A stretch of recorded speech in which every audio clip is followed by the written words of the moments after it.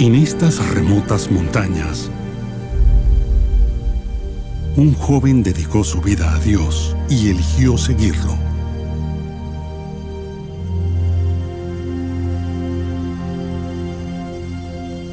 A donde fuera llamado, sin importar el costo, obedecería.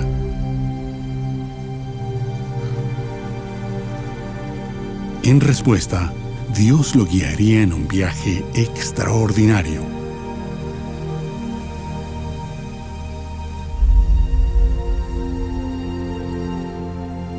Un viaje que incluiría tanto gozo como dolor. Un viaje que lo llevaría a recorrer el mundo para compartir la esperanza y el amor de Dios con millones de personas.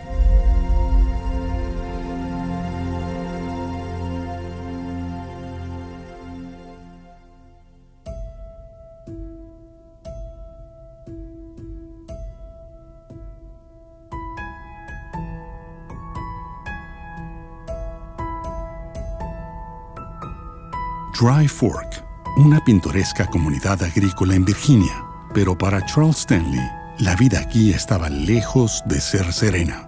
Charles nació en 1932, en medio de la Gran Depresión, una época en que la pobreza y la adversidad eran una forma de vida. Cuando Charles apenas tenía 9 meses, su padre murió. Destrozada, su madre quedó sola y tuvo que hacer frente a circunstancias terribles. Rebecca no tenía familiares a quienes recurrir, no tenía trabajo ni ahorros, pero por la gracia de Dios salió adelante. Ella nunca dijo no puedes o no funcionará, solo me recordaba esto: confiaremos en el Señor, confiaremos en Dios, Él siempre ha sido fiel y nos va a ayudar a salir adelante, no importa lo que pase. Creo que eso quedó fijo en mi mente: no dudes de Dios, solo confía en Él, no importa cuán difíciles se pongan las cosas o lo que necesites, Él siempre está ahí. Rebecca y Charles se mudaron a la ciudad vecina de Danville, donde Rebecca consiguió un empleo en la fábrica textil del lugar. Durante la Segunda Guerra Mundial, Dan River Mills surtió pedidos del ejército. Para Rebecca, el trabajo ya era estable, aunque no así su vida. Los primeros 17 años de mi vida nos mudamos 16 veces, pero nunca vi a mi mamá desanimada. Rebecca era una mujer sin pretensiones, trabajadora y con poca educación. El único libro que poseyó fue una Biblia. Con ella enseñó a Charles a amar y obedecer la palabra de Dios. Le enseñó cómo vivir. El mayor regalo que me dio, si pudiera reducirlo a una cosa, fue enseñarme a orar. Yo la escuchaba orar, luego veía a Dios contestar. Me enseñó a orar, me enseñó cómo escuchar a Dios y confiar en Él. Yo veía cómo Dios intervenía todo el tiempo. Luego ella le daba toda la gloria. Mi mamá cada noche se arrodillaba junto a la cama, a veces ya estaba acostado y decía: sal de la cama, arrodíllate y oremos. No me dejaba orar en la cama. Estuvo allí, nunca estuvo demasiado ocupada para entrar, trabajaba en el primer turno a veces y otras veces el segundo, y al llegar a la casa, sin importar la hora, orábamos. Aún escucho su voz, hablando con Dios de mí ahí junto a mi cama y diciendo: Señor, quiero que bendigas a Charles. Ayúdalo en la escuela. Ella oraba por todo. Ya en la universidad, cuando iba a casa, hacíamos lo mismo. De hecho, mamá y yo pasábamos mucho tiempo junto a la cama, hablando de lo que sucedía en nuestra vida, dificultades y penas del lugar donde vivíamos. Ella hizo todo lo que pudo por mí. Y recuerdo que con frecuencia me decía: desearía haber hecho más por ti. Me siento mal de no haber hecho más por ti. Yo le decía: mamá, no se puede comprar lo que hiciste por mí. Cuando Charles tenía 9 años, Rebecca se volvió a casar, pero su nuevo esposo estaba lejos de ser el padre amoroso que ella había esperado. Agresivo y a veces violento, El padrastro de Charles trajo hostilidad a su tranquilo hogar. Sumido en dificultades muy grandes para su edad, Charles buscó refugio en su creciente relación con Dios. Así que a muy temprana edad creo que desarrolló una fe muy sencilla e inocente, y cuando digo sencilla no me refiero a inmadura, sino a una fe en que Dios era su Padre Celestial, en que tenía que depender de ese Padre y en que era un Padre Celestial confiable. Y eso es todo, es así de simple, es así de claro. Y creo que ese es el filtro por el que ve toda la palabra, toda la Biblia, que Dios es un Padre Celestial confiable y todo se relaciona con eso. En 1944, en la Iglesia Pentecostal de la Santidad de Danville, Charles tuvo una experiencia que cambió su vida para siempre. Vino una señora de apellido Wilson a predicar sobre avivamiento. Yo tenía 12 años. Sabía que Dios trataba de decirme algo, así que un domingo en la mañana ella estaba predicando, hicieron la invitación. No tuve que caminar mucho, me acerqué, me arrodillé y de pronto habían personas orando junto a mí. Le pedí a Dios que perdonara mis pecados y que entrara en mi vida y que quería ser un hijo de Dios, un cristiano. Así que no hay duda en mi mente de lo que pasó. Luego, por alguna razón, todos se alejaron y me quedé solo. Así que el pastor me pidió que subiera al púlpito y dijo: Charles, quiero que les digas a estas personas lo que Cristo ha hecho por ti. Y recuerdo haber volteado a ver toda la iglesia y decir, llorando, no sé todo lo que ha hecho, pero sé que esta mañana me salvó, y seguí llorando. Y no mucho después de eso, pensé en predicar el Evangelio, cuando tenía 14 años. Entonces supe sin duda que eso debía ser. Durante la secundaria, a Charles le pidieron que predicara un sermón en Moffett Memorial Baptist, su propia iglesia. Prediqué un mensaje titulado ¿Dónde estás?, de Génesis 3, cuando Dios se acercó a Adán a preguntarle: ¿Dónde estás, Adán? Estudié toda la semana y oré, Señor, háblame al corazón, porque era la iglesia donde crecí. Allí es donde uno tiene sus mayores jueces, en su iglesia. Recuerdo que subí al púlpito, todo empezó a fluir. Yo estaba ahí parado, sorprendido de mí mismo. Para cumplir su llamado a ser pastor, Charles tendría que ir al seminario. Sin embargo, tenía un obstáculo aparentemente infranqueable. Algo por lo que orábamos con frecuencia y por largo tiempo era como ir a la universidad, pues ella y yo habíamos hablado de eso, de ir al seminario para ser pastor. Yo ganaba unos $18 semanales repartiendo periódicos.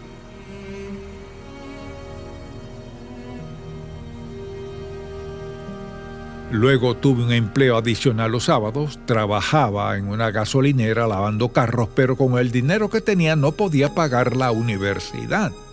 Y ella decía: sé que el Señor proveerá. No sabemos cómo, pero si te llamó, Él proveerá. Dios sí proveyó. El milagro que Charles y Rebecca habían pedido llegó por medio del pastor de Moffett Memorial. El reverendo Hammock brindó a Charles los medios para ir a la Universidad de Richmond con una beca de 4 años.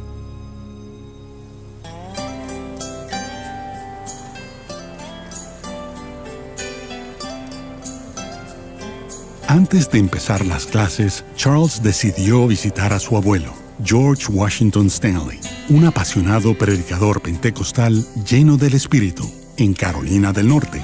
Aunque Charles había visto a su abuelo solo unas cuantas veces, Dios usó esta visita para impactar la vida de Charles y su futuro ministerio de una manera extraordinaria.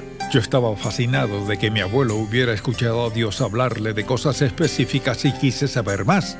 Nos sentamos en su porche en Siler City, Carolina del Norte, durante una semana. Me dediqué a escuchar y a hacerle preguntas. Solo hablamos todos los días. Él nos contaba historias que su abuelo le contó de su ministerio y la fidelidad de Dios. Y había unas descabelladas, eran unas historias que recuerdo y pienso, ¿habrán pasado en verdad? Pero luego escribió un libro que no sabíamos ni que existía hasta hace pocos años. Y ciertamente algunas de esas historias que le contó a mi padre están en ese libro, así que aparentemente sí sucedieron como las contó. Al escuchar las cosas que Dios había hecho en su vida, pensé, bien, si le hablas a mi abuelo así, ¿hablarías también a mi corazón? Creo que sentí una gran hambre de un Dios real. Quería que Dios fuera real en mi vida. No quería solo creer que hay un Dios y leer la Biblia. ¿Es eso real? ¿Puede Dios ser real en mi vida? Dijo Charles, si Dios te pide lanzarte contra una pared, corre hacia ella y Él abrirá un hueco. Después comprendí lo que quiso decir. Obedece a Dios y deja en sus manos las consecuencias. Esa afirmación Dios la grabó en mi mente y corazón. Mi meta era obedecer a Dios y creo que ese ha sido el lema principal de mi corazón. Obedecerlo y confiar en Él, luego ver lo que hará en mi vida. Así que esa afirmación de su abuelo fue una especie de ancla. Creo que hubo muchas cosas que se relacionaron con eso por las circunstancias de su vida y él se vio obligado a depender de Dios. Creo que todas esas cosas se juntaron para crear esta absoluta dinámica y, repito, simple pero no simplista, una muy simple confianza en Dios como su Padre Celestial.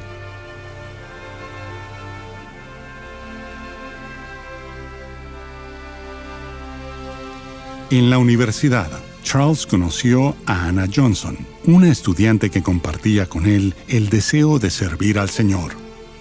Tras la graduación, Charles y Anna se dirigieron al Seminario Teológico del Suroeste, en Fort Worth, Texas. Conforme su relación con Dios se intensificaba, también crecía el amor entre ellos. En 1955, Charles y Anna se casaron y empezaron su vida juntos. Antes del último año de Charles en el seminario, los recién casados pasaron el verano en una cabaña de la familia de Anna, en las montañas de Carolina del Norte. Allí, un encuentro inesperado en el lago reveló el propósito de Dios para su viaje. El reverendo Melton había estado aquí más de 50 años. Cuando anunció que iba a renunciar, hubo como un sentimiento de ¿a dónde iremos? Alguien hizo la conexión con el Dr. Stanley para que predicara un mensaje de prueba. Estábamos pescando y un hombre se acercó y me dijo, ¿eres Charles Stanley? Dije sí. ¿Es seminarista? Dije sí. Pues nuestro pastor se irá de vacaciones y querría predicar el domingo, y le dije que lo haría. Así que fue el domingo y me dijeron, quisiera venir el próximo domingo, pues el pastor se tomará 2 semanas. Dije bien. Fui el otro domingo y dijeron, ¿tendremos una fiesta esta noche? ¿Quisiera venir? Dije que sí. Dijeron, tuvimos una junta y decidimos que lo queremos como pastor. Para empezar, estaba en el seminario. Dije, no puedo porque me falta un año de seminario. No, y no pueden llamarme pastor, no. Sabemos que aún le falta un año y el doctor Melton, su nombre era Noah Abraham Melton, que había estado ahí 47 años, él dijo, con gusto esperaré, pues creo que usted es al que necesitamos.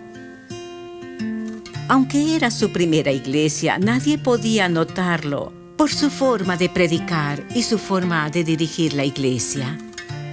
Esos primeros meses que estuvo aquí, la gente empezó a ver que era un ministro experimentado. Se notaba que había sido llamado al ministerio por el Señor y que no había sido su idea ser pastor.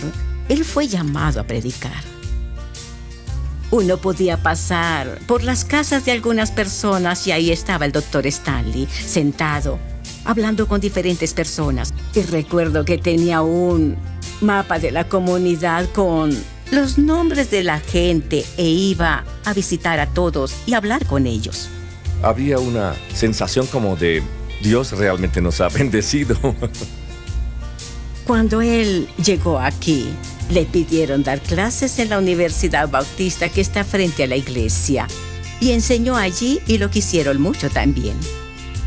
Era un joven recién graduado del seminario a quien le pidieron dar clases en una escuela para nuevos pastores. Había algunas personas en la iglesia en una reunión normal con los Stanley en la casa pastoral. Cuando entraron, notaron que había un pequeño calcetín colgado de una repisa. y esa era su manera de anunciar que esperaban un niño. Por supuesto, era Andy. Fruitland fue el primero de muchos inicios para Charles, su primer nombramiento, su primera casa y el nacimiento de su primer hijo, Charles Andy Stanley. No lo entendí entonces, pero recuerdo que uno de los diáconos comentó un domingo después del servicio: él no estará con nosotros mucho tiempo. Había una sensación de que su ministerio iba a crecer y él se iría de aquí. La verdad, ser pastor y saber que Dios te llama o te lleva a otra parte es muy traumático. Si Dios lo trajo aquí por 2 años, un tiempo apenas suficiente para empezar a establecerse y estar cómodo, y luego lo llaman a Ohio, eso tuvo que haber sido como para decir: no, Dios, no quiero ir. Pero si Dios está llamando, no tienes opción. Si realmente has entregado tu vida a Cristo y eres suyo, no tienes más alternativa que ir.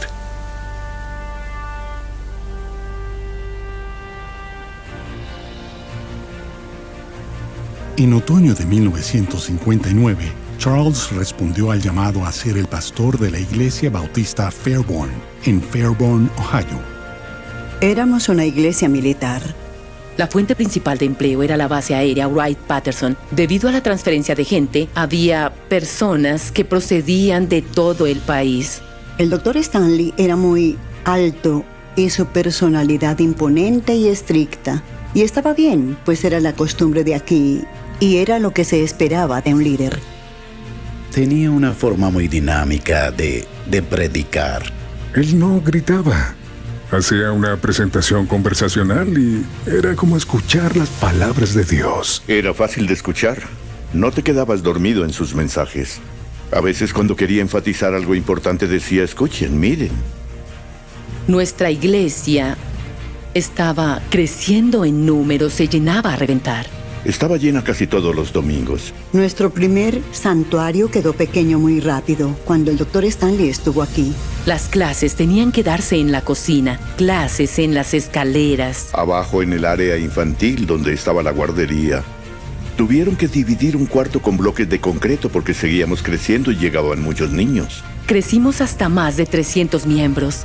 350 y creo que 200 fueron por bautismo. Muchos eran de familias militares y recuerdo que el doctor Stanley decía que éramos un punto de lanzamiento de misiones. Creo que la razón de que tanta gente se identifique con él es que necesitan esa esperanza que él puede darles mediante la obediencia. Así como la iglesia creció, también la familia Stanley. Charles y Anna tuvieron su segundo bebé, una niña, Rebecca Louise. El año siguiente, durante un viaje misionero a Haití, Charles recibió la invitación a predicar en la primera iglesia bautista de Miami. La iglesia necesitaba un nuevo pastor y le pidió a Charles que considerara el puesto. Cuanto más oraba, Charles se sentía más seguro con el llamado de Dios a su familia en Miami. El domingo que leyó su renuncia, él y Annie cantaron una canción, Su camino y el mío, como una forma de anunciarnos que Dios le tenía un lugar y que iba a obedecer, una oración para que pidiéramos que la voluntad de Dios fuera nuestra voluntad y que la siguiéramos también. Él era sumamente querido y apreciado por mucha gente. Les pesó mucho que se fuera, pero entendieron que Dios lo llamaba y debía hacer su voluntad. Eso es lo que siempre nos enseñaba, que lo que Dios nos pida es lo que debemos hacer.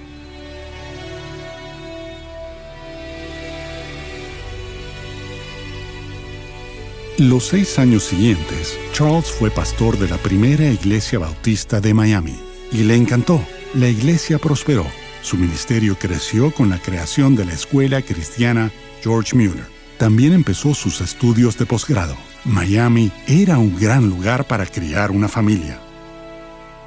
Otra cosa sobre Miami es que no estaba lejos de Naples, y Naples en los años 60 era muy diferente a como es ahora, así que teníamos una casa de remolque que era muy pequeña. para los 4 y conducíamos a Naples, Florida, bordeando toda la playa, junto a los árboles y sobre arena durante millas para escoger dónde acampar, y nos quedábamos de 3 a 5 noches sin ver una sola alma.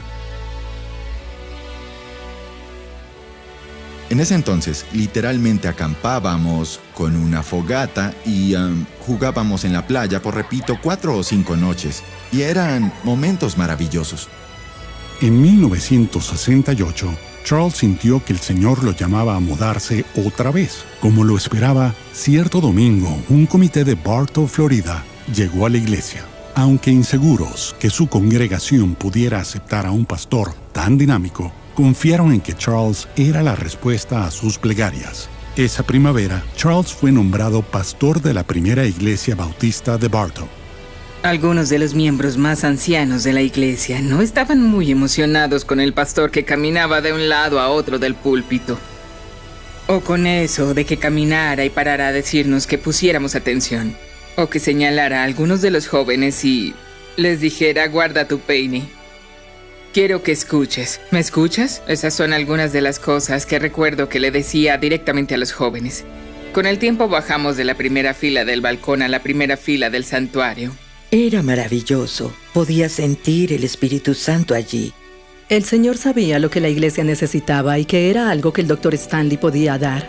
Sus sermones eran sobre la vida cristiana, de cómo Dios podía marcar la diferencia en su vida, de una relación personal. Y no estoy segura de que oyéramos mucho de relaciones personales en esos días. Era un pastor, no solo predicador. Nos pastoreaba. Hay una diferencia, ¿no? Programaba su tiempo de oración. Eso era muy importante para él. Algo que me impactó profundamente siendo muy joven fue el número de personas que, sin querer, lo interrumpían en su oración, tanto en su estudio en casa como en su estudio en la iglesia. Y cuando hablaba con Dios en público, uno sabía que había una conexión. Quiero decir que cualquiera que esté tan cerca de Dios o buscando su corazón, sin duda Dios tiene sus manos en esa persona. Tenía una relación personal con Dios. Y eso era algo atrayente para mí. Yo quería conocer a la persona. Dios, Jesús, quería que fuera algo personal. Y Charles Stanley lo exhibía. Él era una imagen de eso para una joven como yo.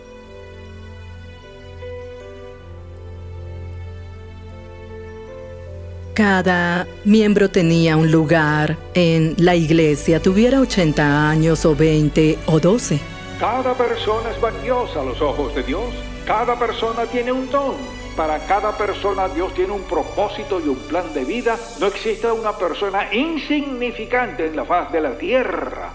Escuchen, nadie debe ser menospreciado porque Cristo murió por cada persona. Eso la hace extremadamente valiosa a los ojos de Dios.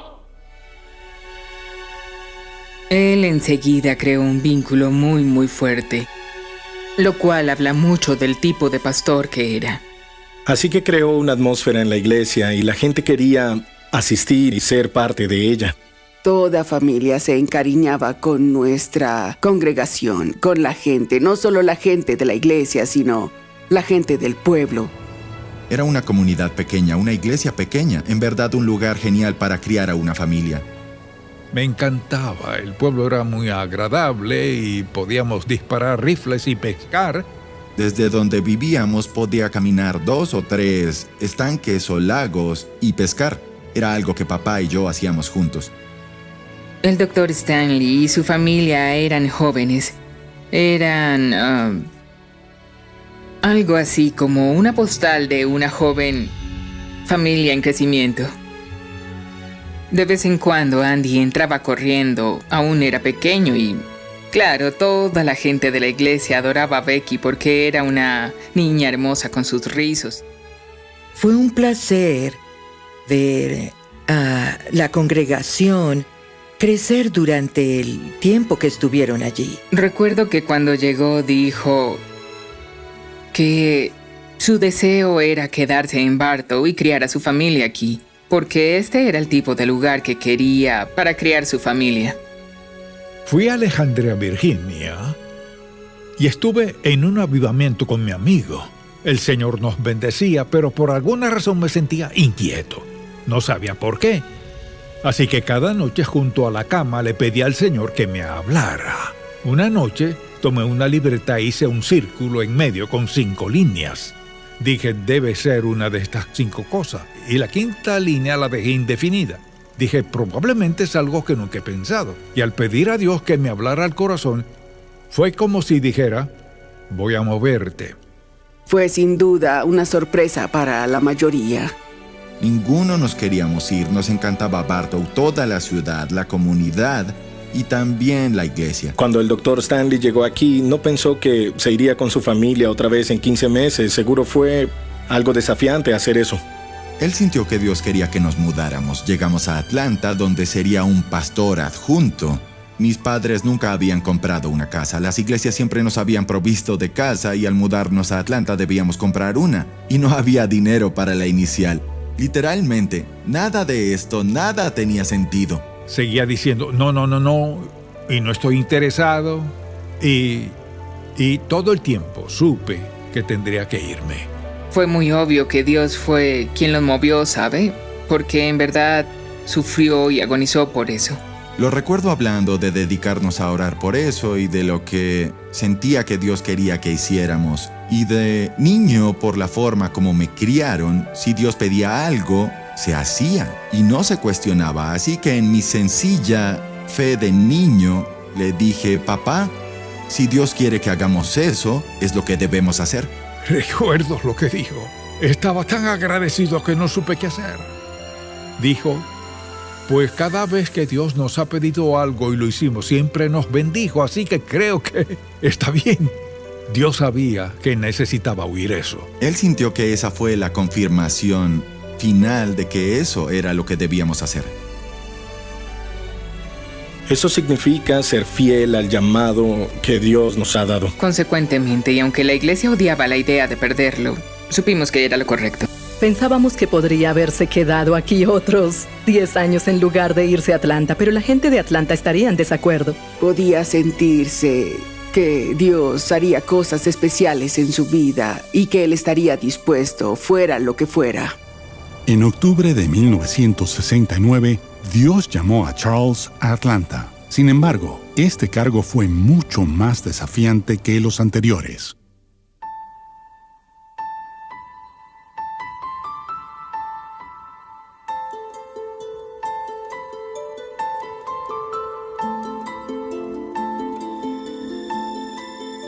Al mudarnos a Atlanta, empezamos otra vez. El caballero que invitó a mi papá a la primera iglesia bautista de Atlanta nos recibió en su casa. Nueva escuela otra vez, hicimos nuevos amigos y debido a eso, rápidamente me relacioné bien en la iglesia y mis amigos de la iglesia aún son mis amigos, uno de ellos, Louis Giglio. De alguna forma creo que Dios planeó la unión de nuestras vidas y nos convirtió en los mejores amigos. Como pastor adjunto, Charles Stanley predicaba los domingos y miércoles por la noche. Su estilo evangelístico pronto causó un impacto. Escuché al Dr. Stanley predicar su primer mensaje en la primera iglesia bautista y estábamos muy emocionados de tener a un pastor adjunto joven en el personal. Diré que cada creyente que camine en el poder del Espíritu, que crea lo que dice este libro y quiera aceptar lo que la palabra dice por simple fe y empiece a ejercitar la verdad y el poder de la oración, el pueblo de Dios es liberado. Era un evangelizador apasionado, puedo decir. Casi todos los servicios eran como un avivamiento. Y mucha gente llegaba a conocer a Cristo como Salvador. Era maravilloso. La forma en que expone las Escrituras es cautivadora. Dios dijo, por nada estéis afanosos si no sean conocidas vuestras peticiones delante de Dios en oración y ruego con acción de gracias. Presenten sus peticiones a Dios. En lugar de predicar la Biblia a la gente, mi papá les enseñaba acerca de la Biblia y eso hace una gran diferencia. Él deja que la palabra haga su trabajo en la vida de la gente y siempre va directo al grano. Sus angustias y ansiedades pueden borrarse con la oración y la paz tomará el lugar de las ansiedades.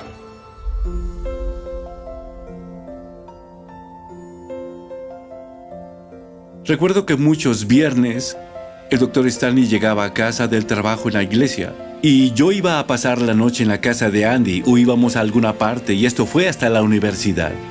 Y el Dr. Stanley cruzaba la puerta, ponía su saco en la mesa de la cocina, desaparecía unos minutos, regresaba con ropa casual y salía por la puerta con una Biblia, una libreta de notas y un galón de agua, y nos decía: los veré mañana.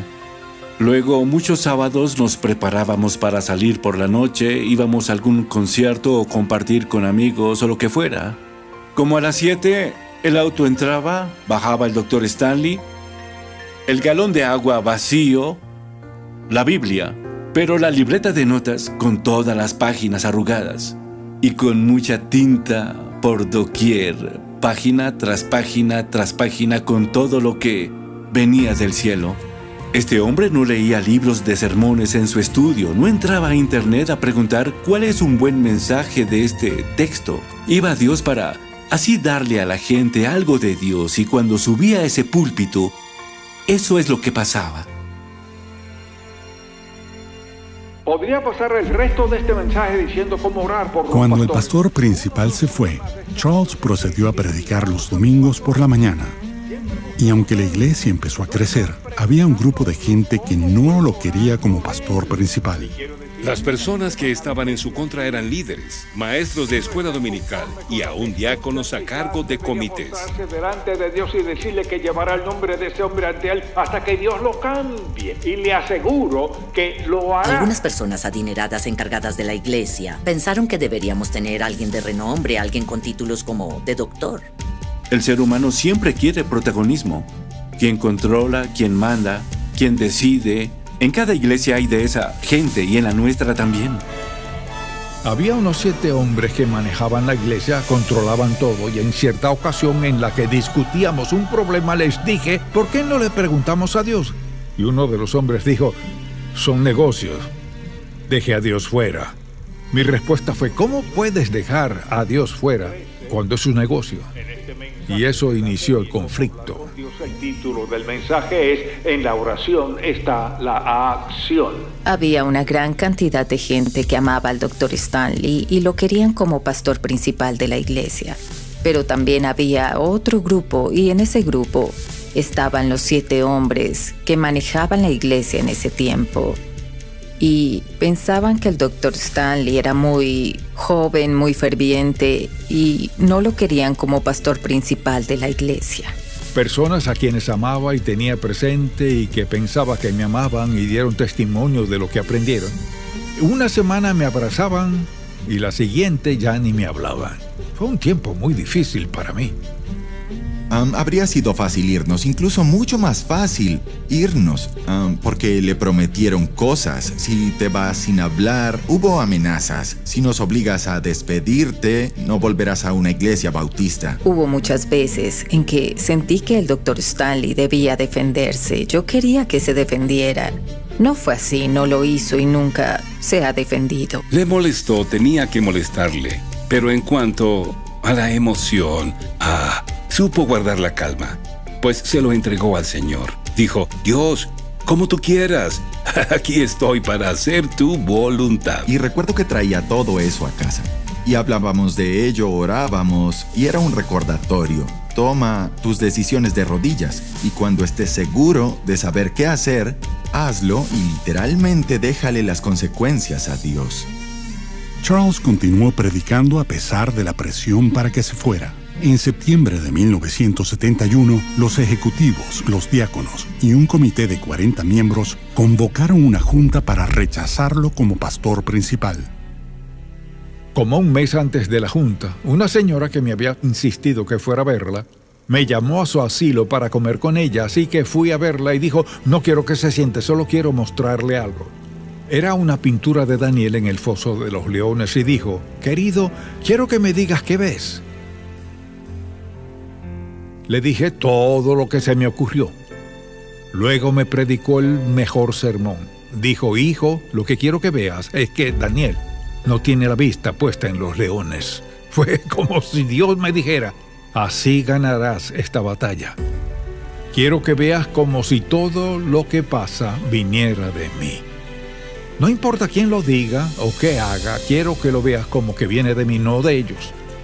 Y pase lo que pase, mírame a mí, pues yo tengo el control. Eso me liberó mucho. Dios seguía recordándome: ¿vas a creer en lo que ves o creerás en lo que me oyes decir? Yo sé que Él vivió por fe. Lo aprendí de Él.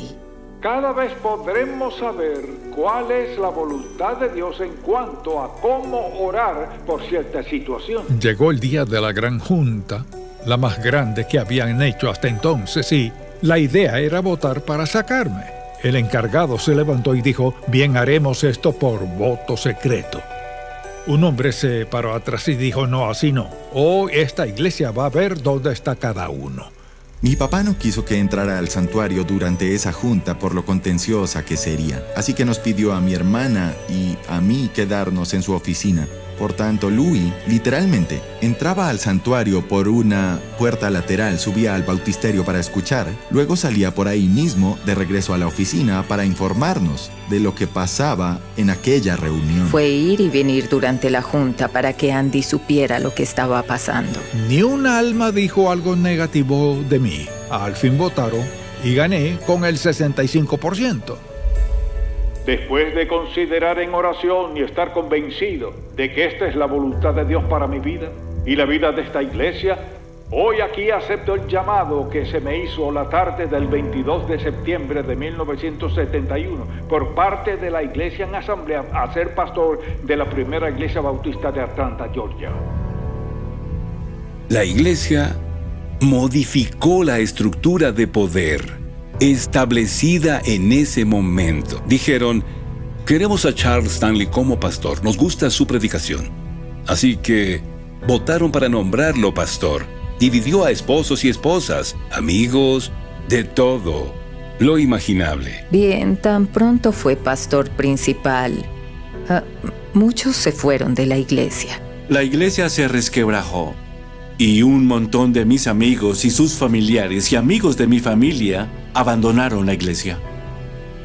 Vemos su voluntad, vemos la nuestra, empezamos. Aunque Charles fue elegido como pastor principal, la tensión siguió aumentando por parte de los inconformes que no aceptaban su liderazgo. Comenzamos a ver todo desde su perspectiva. Dios siempre está trabajando.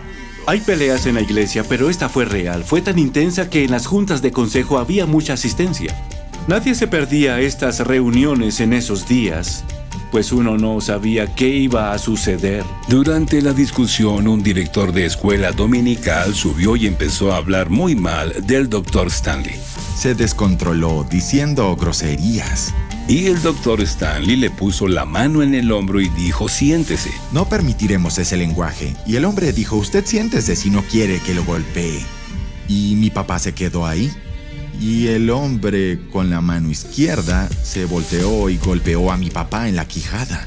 Imagine ser joven en la secundaria y pensar: esto no está sucediendo. Pues toda la iglesia estalló. Y recuerdo que de pronto yo estaba al frente con John Glover, quien me acompañaba mientras yo lloraba, y el caos se desató. De inmediato vinieron unas personas y lo bajaron del púlpito. Creo que esto nos mostró a todos que era una batalla espiritual. Con todo y lo que Charles había soportado, vendría otra batalla a amenazar la misma existencia de la primera iglesia bautista de Atlanta.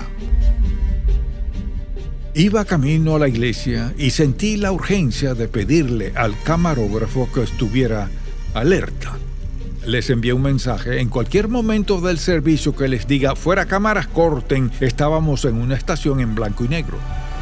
Estábamos en el servicio dominical y justo después de los cantos, un hombre subió al púlpito. ¿Venimos alabando juntos a Dios esta mañana? Vayamos al himno. Dije: de pie y cantemos firmes y adelante. Y justo al decirlo, un hombre sube al púlpito y como que me empuja hacia un lado y se agarra del púlpito con toda su fuerza y dice: ¿ustedes qué creen? ¿Vinieron a oír un sermón? ¿Han venido a un funeral?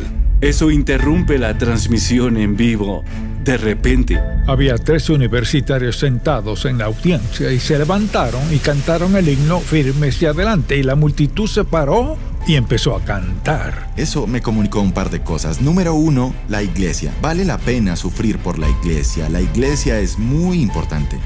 Y en segundo lugar, de una manera muy gráfica, subrayó el hecho de que hay que hacer lo correcto.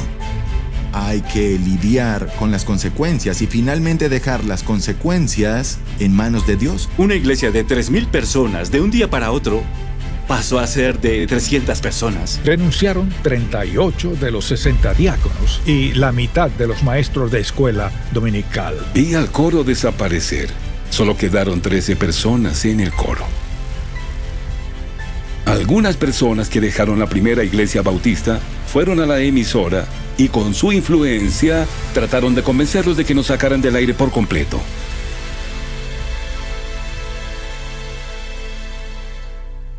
Con eso, la atmósfera de la iglesia empezó a tener un nuevo significado. Y todos debíamos depender de Dios porque no era una situación fácil. Uno podía sentir que algo estaba pasando. Ahora, al recordar a través de las décadas, fue una guerra espiritual. La oscuridad contra la luz era un intento de sofocar en sus inicios todo lo que estamos viendo ahora en acción. Era solo un intento más del enemigo para impedir lo que ahora todos podemos ver claramente. Un único y poderoso movimiento ordenado por Dios que ha cambiado al mundo entero. Llegamos a ser parte del avance del reino junto con el Señor. Cristo dice, si eres fiel en lo poco, sobre mucho te pondré. Así que seamos fieles en lo poco y veamos a Dios abrir las puertas en su momento perfecto. El Señor ha dicho a mi corazón, solo predica el Evangelio. No hagas un gran programa, predica el Evangelio y mira lo que hago. Conforme mi padre siguió predicando, la iglesia se llenó. Creció cada vez más y tuvimos 2 servicios, luego 3 servicios. Veía cada semana cómo la fidelidad a la palabra de Dios y cómo la fe mueve montañas. El Espíritu de Dios está en este lugar. La primera iglesia bautista de Atlanta sería parte del cumplimiento de la promesa de Cristo de edificar una iglesia en esta ciudad. Había domingos en los que no se podía entrar a la primera iglesia bautista de Atlanta, ni siquiera llegar a la puerta. De hecho, pasamos de ser 13 personas en el coro a nuestra mayor membresía de 358.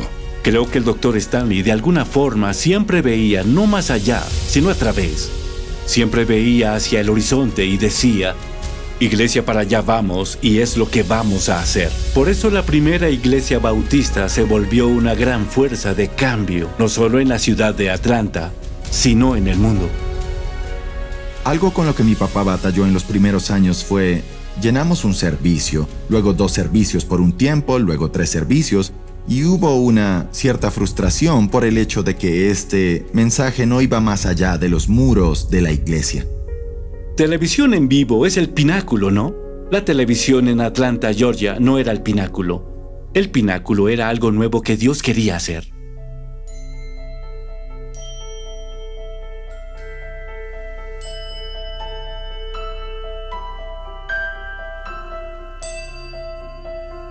Cuando se detuvo la transmisión en vivo de la primera iglesia bautista de Atlanta, el futuro del ministerio televisivo era incierto, pero Dios estaba por actuar de una manera poderosa. Empecé a orar, Señor, es tu ministerio, no el mío.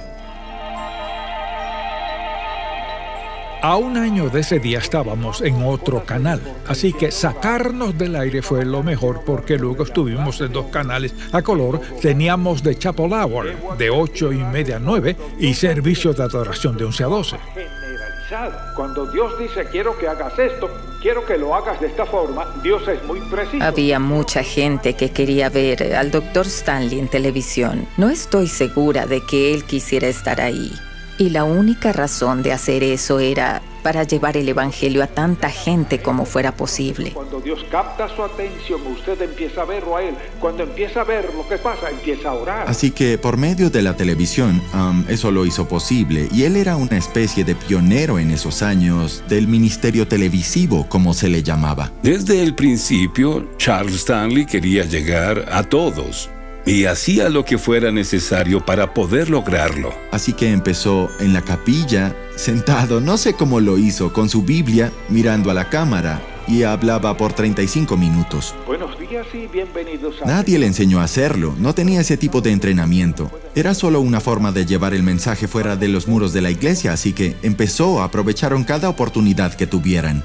El programa televisivo se hizo muy popular y otros ministerios lo querían y empezó a crecer de esa forma.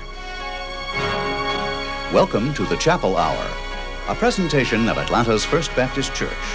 El ministerio radiofónico del Dr. Stanley empezó cuando una pequeña estación de radio de Texas transmitió grabaciones de The Chapel Hour.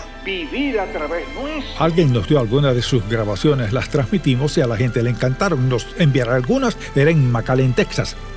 Dijimos sí y les enviamos algunas y llamaron de nuevo y dijeron, ¿por qué no entran al sistema de la radio? Radio, no lo habíamos pensado. Yo recuerdo que mientras limpiaba la herrería de mis papás en el porche, escuchaba al Dr. Stanley en la radio. Y aún recuerdo el mensaje del que hablaba, pedir, buscar y llamar. Que mientras pedimos al Señor y oramos, también buscamos su voluntad y al mismo tiempo procuramos una actitud de puertas abiertas. En 1977, Pat Robertson, de la CBN, pidió permiso al Dr. Stanley para usar uno de sus mensajes. De pronto, el programa pasó de alcanzar a televidentes de Atlanta a una audiencia nacional. Les enviamos cintas, las pusieron al aire, llegaron cartas, querían saber cómo apoyar el programa. ¿Apoyar el programa? No habíamos pensado en eso.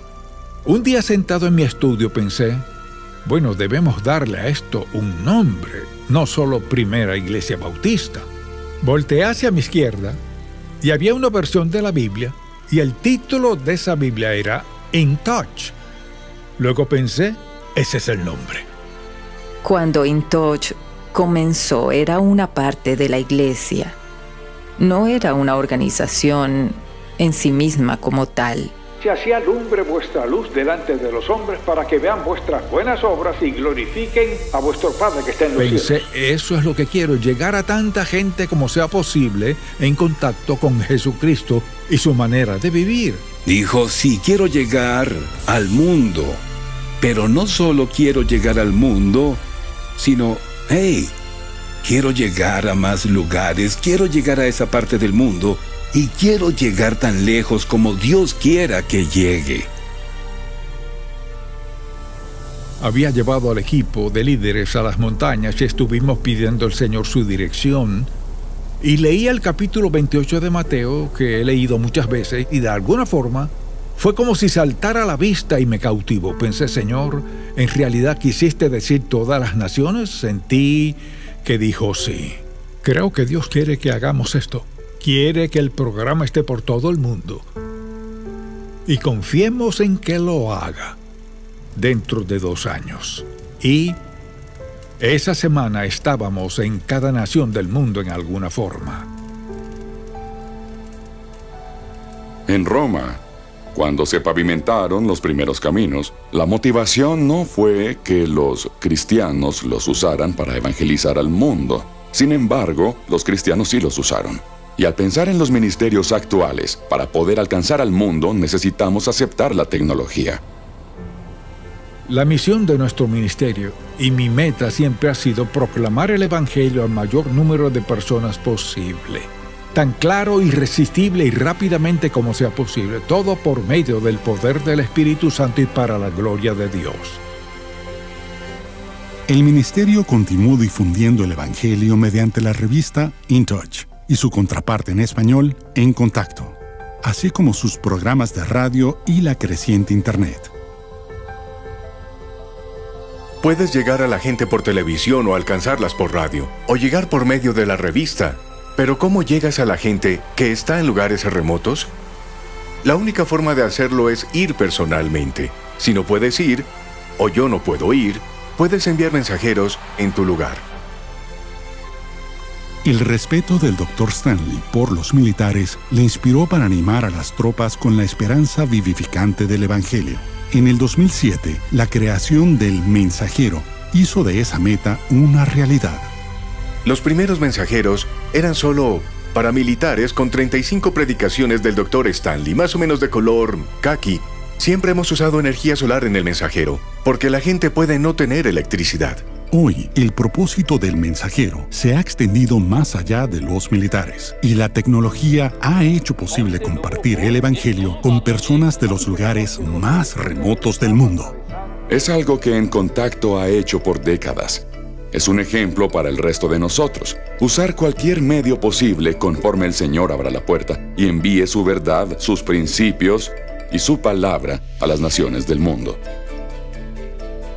Tienen acceso a la palabra de Dios en su propio idioma, su idioma materno, un idioma que entienden palabra por palabra. Es una forma más de llegarle a la gente, encontrar a la última persona y presentarle el mensaje del Evangelio. La Biblia dice que todo lo bueno viene del Señor, así que aún la tecnología, con toda su brillantez, en cada generación procede de Él. Las oportunidades son ilimitadas y Dios las provee, sigue abriendo puertas. Y En Contacto sigue atravesando esas puertas que Él abre. Ya sea por televisión, radio o por internet o el mensajero, Dios siempre tiene una manera de llevar su mensaje a quienes lo necesitan. Agradezco que ministerios como En Contacto digan: iremos a la radio, a la televisión, iremos a la palabra escrita, al internet, las redes sociales, lo que sea, para alcanzar al mundo con el Evangelio de Cristo y hacerlo con excelencia. Así que empezaron con 2 pequeñas cámaras anaranjadas en The Chapel Hour. Y esta ha crecido y más gente ha visto y más gente ha escuchado y ha ido a otros países y de muchas maneras con el mensajero. Así que esos primeros pasos de predicar a una cámara cuando nada es más difícil que eso, y aprovechar las oportunidades para cadenas locales, y luego aprovechar las oportunidades que surgieron y Dios honró eso, y ahora están en todo el mundo. Este fue un movimiento de Dios, pero creo que el doctor vio los millones de personas que necesitaban esta verdad para ser liberadas por el poder de la palabra de Dios. Así que siempre buscaba una manera de hacer que ese mensaje se expandiera desde Atlanta y de Estados Unidos hasta donde fuera que Dios lo llevara a los confines del mundo.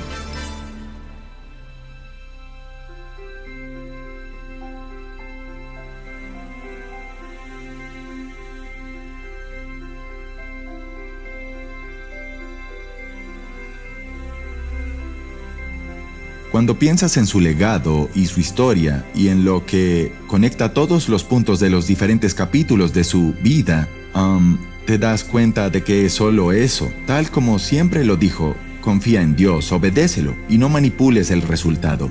Genuina y sinceramente deja las consecuencias en sus manos. No me sorprende cómo Dios lo ha usado, porque lo he visto ser tan fiel a Dios, tan obediente a Dios en todo lo que ha hecho. No hay magia en levantarse cada día y decir, voy a obedecer a Dios hoy. Se trata de día a día, cada hora, momento a momento, decidir por medio del poder y la gracia de Dios, elijo hoy ser fiel al llamado que Dios ha puesto en mi vida. Es muy obvio al ver su vida cómo ha confiado en Dios y ha tomado decisiones difíciles que quizá no tenían sentido para la gente. Pero al ver hacia atrás es muy claro que siguió la voluntad de Dios. Él entendió la parte más esencial del cristianismo. No es solo conocer versículos bíblicos. No es solo proclamar mensajes maravillosos. Es Cristo en ti, la esperanza de gloria.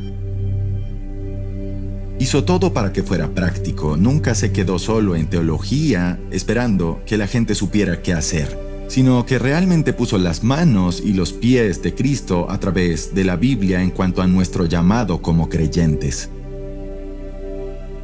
Él tendrá un legado que vivirá creo que para siempre. Sus mensajes, grabaciones, su voz se escucharán mucho después de que nosotros nos vayamos. Hay tanto contenido, tantos libros, tantos videos, programas de televisión, programas de radio y tanto contenido en línea que él va a saturar la cultura por largo tiempo. Creo que el legado del Dr. Stanley se ha escrito en la vida de individuos de todo el mundo. Personas que lo han oído predicar y que han aceptado eso como su propia fe personal. Y se han vuelto cristianas y viven la vida cristiana donde quiera que estén. Miles alrededor del mundo lo han hecho.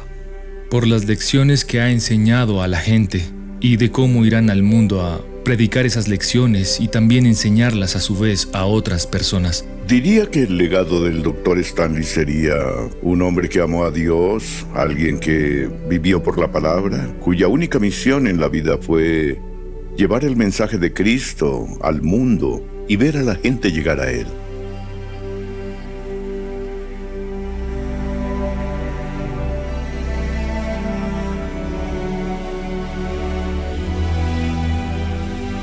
Un sinnúmero de vidas que encaminó hacia un profundo viaje espiritual. Ese será su legado.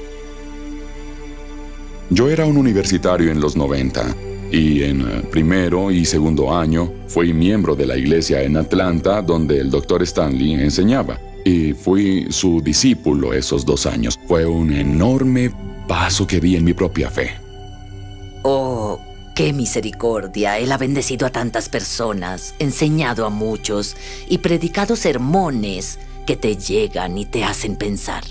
Su legado permanecerá para quienes vienen detrás, que también predicarán el Evangelio y que enseñarán la Biblia y que también pastorearán a la gente, y ese legado seguirá viviendo en otros que han sido influenciados por su enseñanza. Soy en definitiva uno de los pastores que han sido muy influenciados, quizá principalmente yo, por la vida del Dr. Stanley y su fe. Yo creo que es muy obvio que por mí mismo no estaría haciendo lo que hago ahora si no fuera por ese lapso viendo a Dios usar su vida. Verlo en el ministerio, verlo servir a Dios, amar a Dios y ser un ejemplo para nosotros y nuestros hijos ha sido extraordinario. Es una bendición ser parte de esta familia y ser parte de este legado que el abuelo empezó y mi papá continuó, y espero que nosotros, sus nietos, continuemos con ese legado. Al fin de cuentas, su legado somos yo, su hija y sus nietos, y es un tanto abrumador pensar que soy parte de su legado y no podría sentirme realmente más orgulloso, pero siento de manera apropiada el manto y la responsabilidad que viene de ser su hijo y estar en el ministerio. Así que yo creo que su voz se escuchará por mucho, mucho, mucho tiempo. Gracias a En Contacto, gracias a los medios, las transmisiones, yo creo que su voz se oirá quizá por generaciones.